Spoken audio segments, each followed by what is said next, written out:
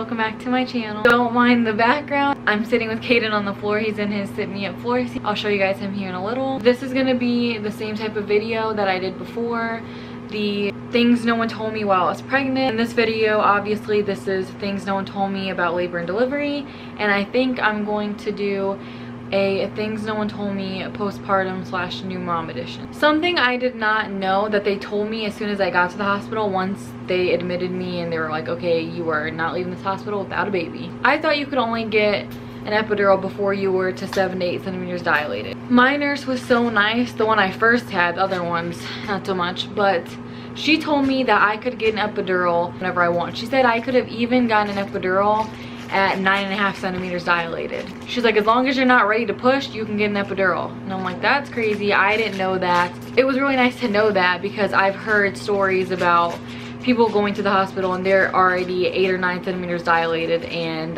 they weren't able to get an epidural because they were too far dilated.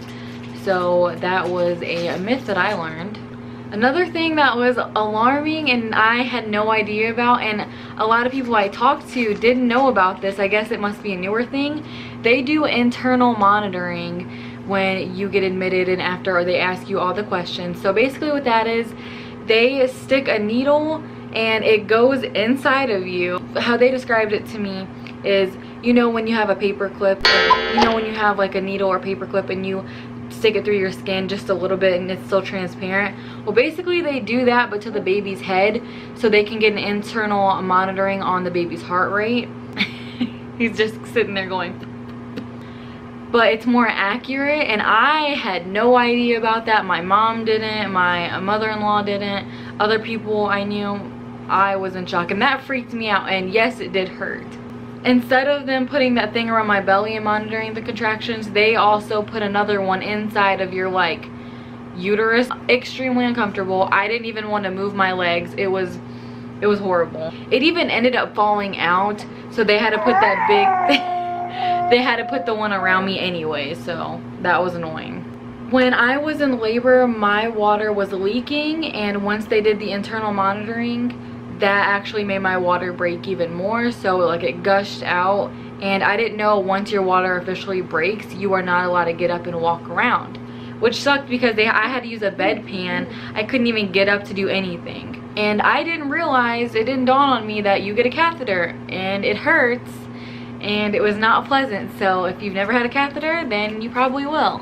No one told me how many people would be in the room. When I was actually pushing and when they were checking me to see how dilated I was, the nurses and doctors in and out, in and out, in and out, door wide open, and I'm just out in the open, exposed, in pain. At that point, I didn't even care who was in the room. They actually had a nurse come in right before I pushed, and she was like, we have a student with us, and is it okay if she sits in? I'm like, I don't even care. I'm in freaking pain. I just want to get this baby out. Have whoever you want in here. I didn't care at that point. I had a difficult labor and delivery. Don't come in there and ask me if I want a student in the room. Like, no. I didn't care though, but oh well. No one told me how quickly an epidural can wear off. By the time I actually pushed, I had no epidural. Yes, technically I got one and it was plugged into me, but it had worn off. They were injecting stuff into my epidural, but by the time I pushed, it all wore off and I felt everything. So even though yes, I did get an epidural and I have been shamed for it, people that I don't even know really have shamed me for it, and they shame moms all the time for it. Technically, I basically did it naturally. I think one person told me this after I had my son. The doctors didn't mention it to me. I don't even think my mom mentioned it to me. I think she kind of forgot. But delivering the placenta, that hurts. Like I knew like you have to get that out after the baby's born, but I didn't realize how bad it hurt. She had to like press on my stomach and it was intense. No one told me that I would be getting a shot in my leg. Well, if you're bleeding and the bleeding's not stopping, they have to get it to stop obviously so you don't bleed out. I had to get 2 shots in my legs. I understand they had to do that, but the nurses didn't even tell me that the side effects could be crucial. I had extreme diarrhea and no one told me this, and I asked the nurses and I'm like, is this normal? They're like, oh yeah, no one told you. And I'm like, no, that would have been nice to know. But instead I had visitors and I had extreme diarrhea and barely made it to the bathroom and went to bed sometimes. So TMI, but yeah, no one told me that. I always hear how you push for 10 seconds. 1, 2, 3, 4, and you keep pushing, right? But no one told me like right when you're at the end. I thought it was like a strict 10-second thing. I didn't realize when you were at the end and like the baby's almost out, you can push longer than 10 seconds. If you have your momentum and you can push harder and longer, you can do it. In the middle of me pushing, I'm like, I have to keep pushing. And they're like, oh, you can push longer. I'm like, we would have had this baby out an hour ago if that was the case. Okay, maybe not an hour ago. Caden's getting fussy, so he's gonna join this video. No one mentioned to me like how much upper body strength you use when you push. You're gripping onto stuff and you're trying to get this baby out. So you use a lot of muscles. And I was beyond sore. I remember when they first gave my son to me, I was so sore. I could barely hold him. I could barely push myself out of bed. So no one told me how sore you'd be. So after I had my son, it was really traumatic and it was just a lot for me to take in.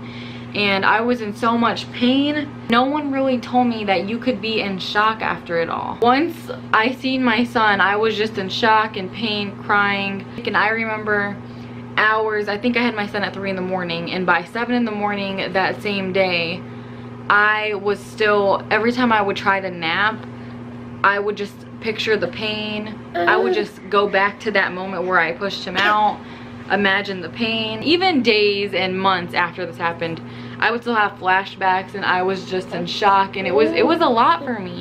What's the matter?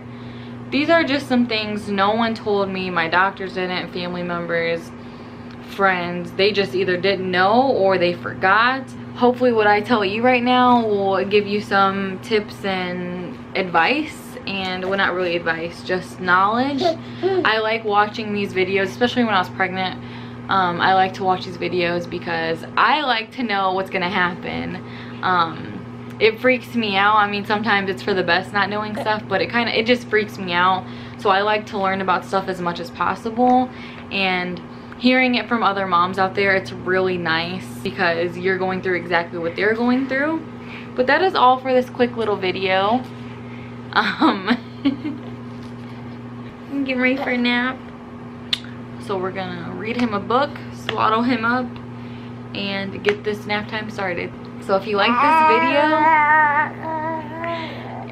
this video, please give it a thumbs up and don't forget to subscribe to my channel.